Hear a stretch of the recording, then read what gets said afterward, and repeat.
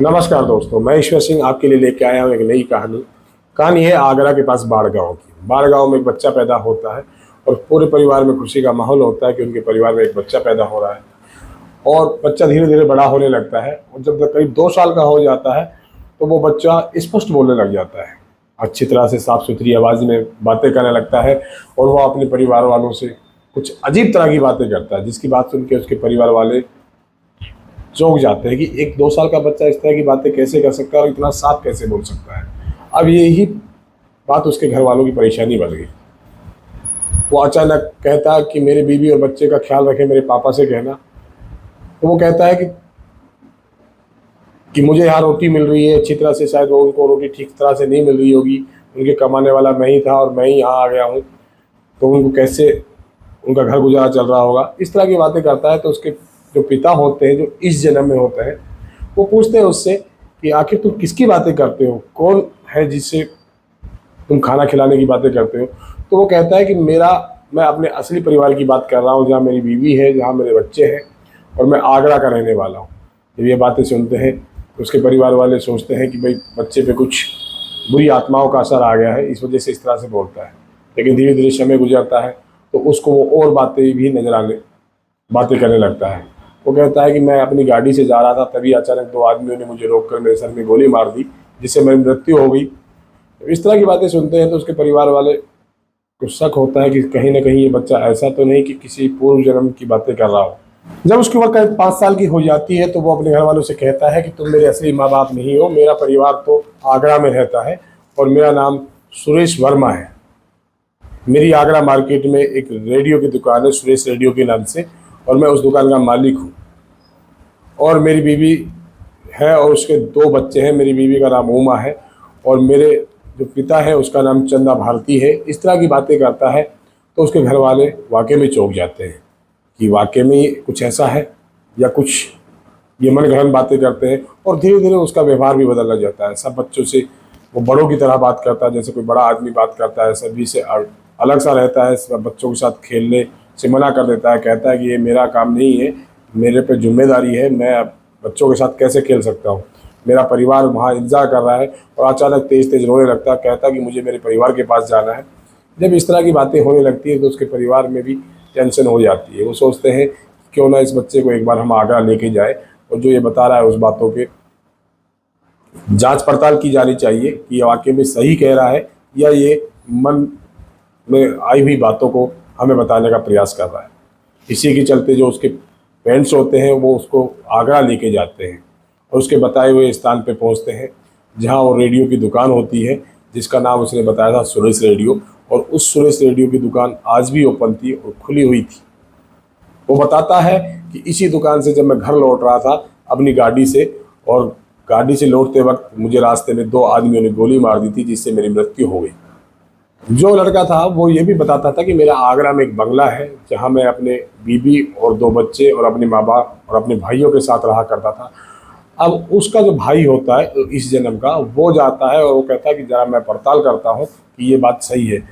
सुरेश रेड्डी जी की दुकान देखने के बाद में वो आगे बढ़ जाते हैं और आगे बढ़ के जाके जिस एड्रेस पे उसने वो बंगला बताया था वहाँ एक बंगला भी है, और जिस शख्स का नाम उसने जो बताया था उस नाम के शख्स भी वहाँ रहते हैं।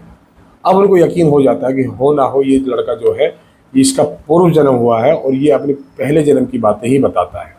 आखिरकार उसमें ये शक्ति आई कहाँ से, जिसको पूरी नॉलेज थी, पिछले जन्म की पूरी बातें याद थी। और इसी के चलते उसके परिवार उसको साथ लेकर के आगरा में घूमते रहते हैं और उसकी बताई हुई जगह और लोकेशन को देखते हैं, क्योंकि वो लड़का कभी आगरा में आया भी नहीं था और वो उन जगह के बारे में बताता है जिनको उसने पहले कभी देखा नहीं था। और जहाँ वो लोग जा कर के देखते हैं तो उनको सबको वो चीज़ें यों की तो दिखती है जैसा उसने बताया था।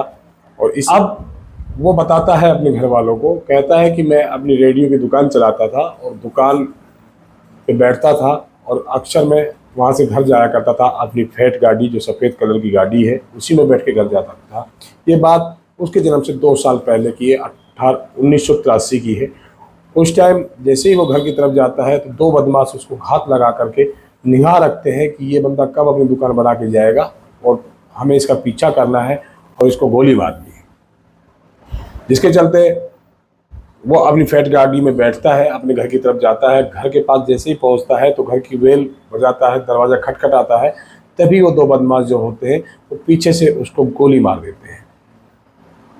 गोलियों की आवाज़ सुन के घर वाले भाग के दौड़ के बाहर आते हैं तो आके देखते हैं कि जो सुरेश वर्मा नाम का जो शख्स था वो घर के दरवाजे पे ही मोदे मुँह पड़ा हुआ है और उसकी कनपट्टी पे गोली लगी हुई है। उस टाइम में इतनी भीड़ भाड़ नहीं होती थी। पुलिस ने केस दर्ज भी किया लेकिन पुलिस को कोई गवाह नहीं मिला कि आखिरकार किसने मारा है। इस बात का पुलिस पता नहीं लगा पाई और कुछ दिनों में ये केस को क्लोज कर दिया जाता है।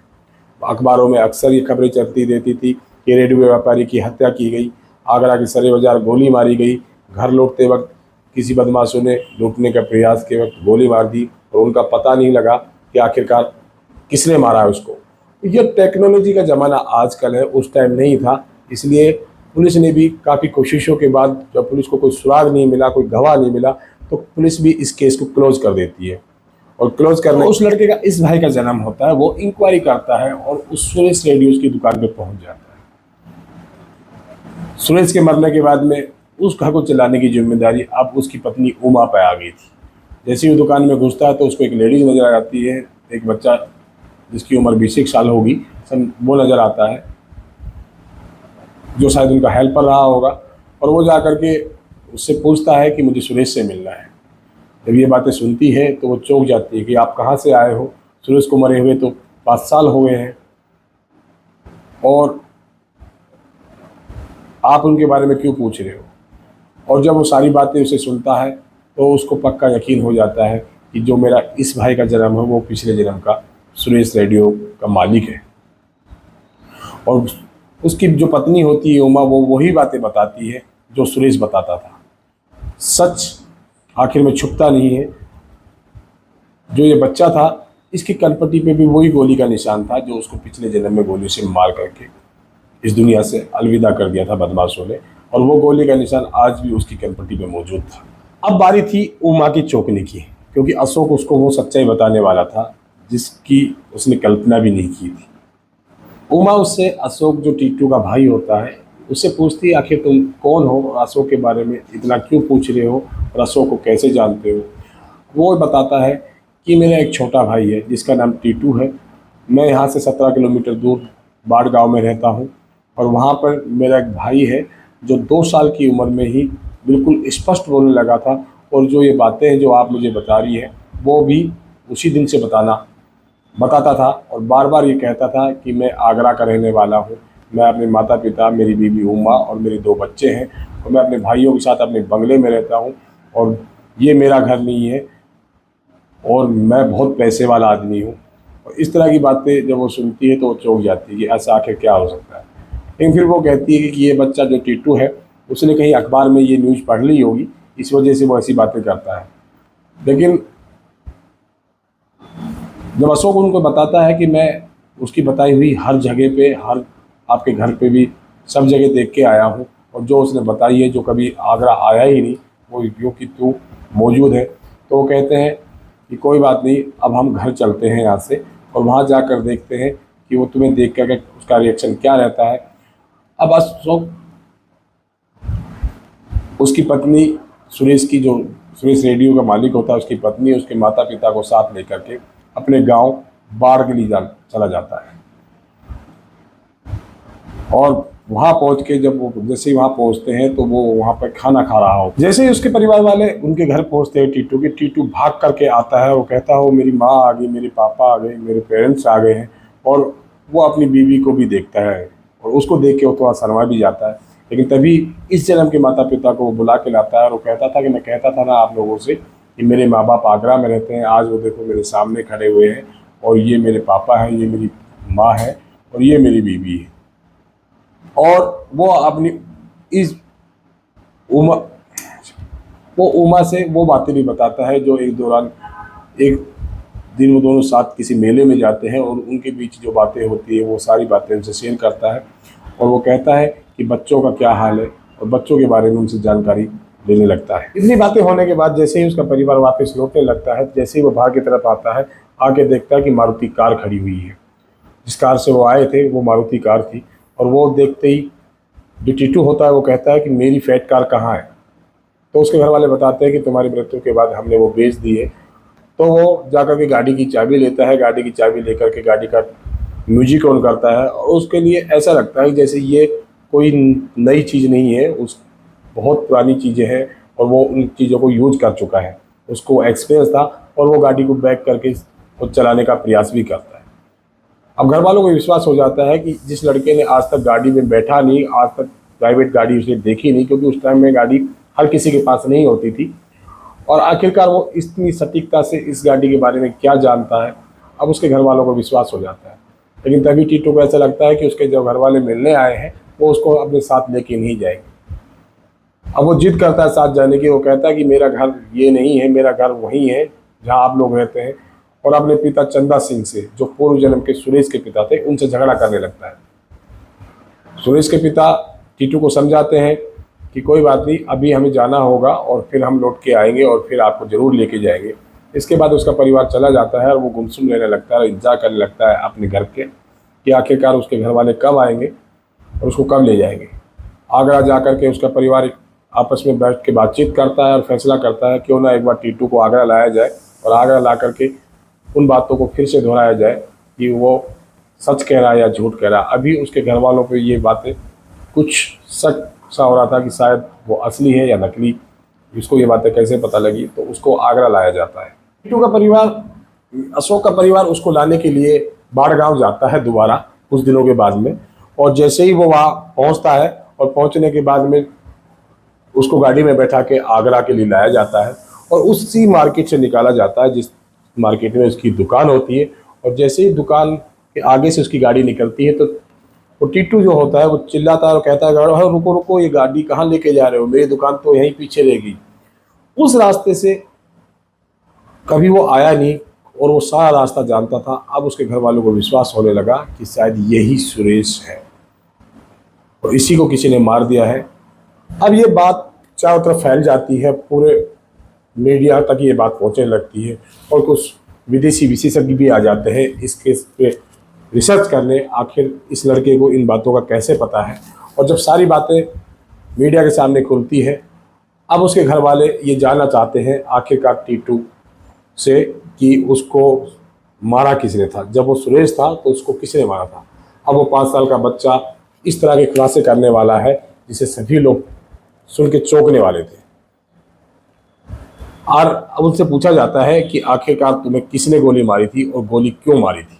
अब टीटू बताने लगता है परिवार वालों को, और टीटू बताता है कि 1983 में जिस दिन उसे गोली मारी गई उसमें से उसने एक आदमी का चेहरा पहचान लिया था।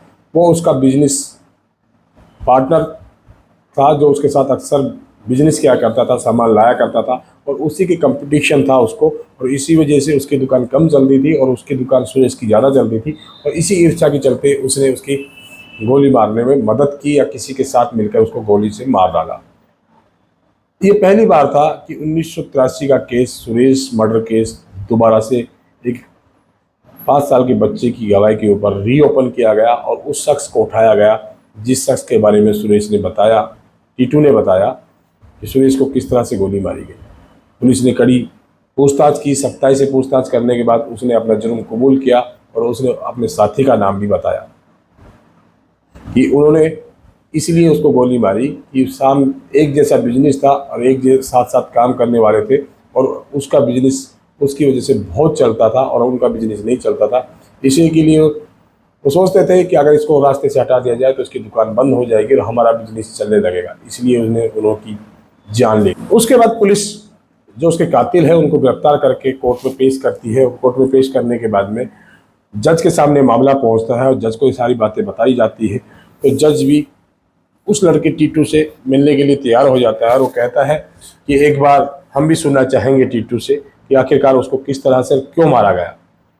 उसके बाद टीटू को कोर्ट में पेश किया जाता है। टीटू उनको देखते ही पहचान जाता है कि वो कहता है जज साहब हाँ, इन्होंने ही मुझे गोली मारी थी, और 2 गोली मारी थी, और ये गोलियों के निशान आज भी मेरे सर पे मौजूद है।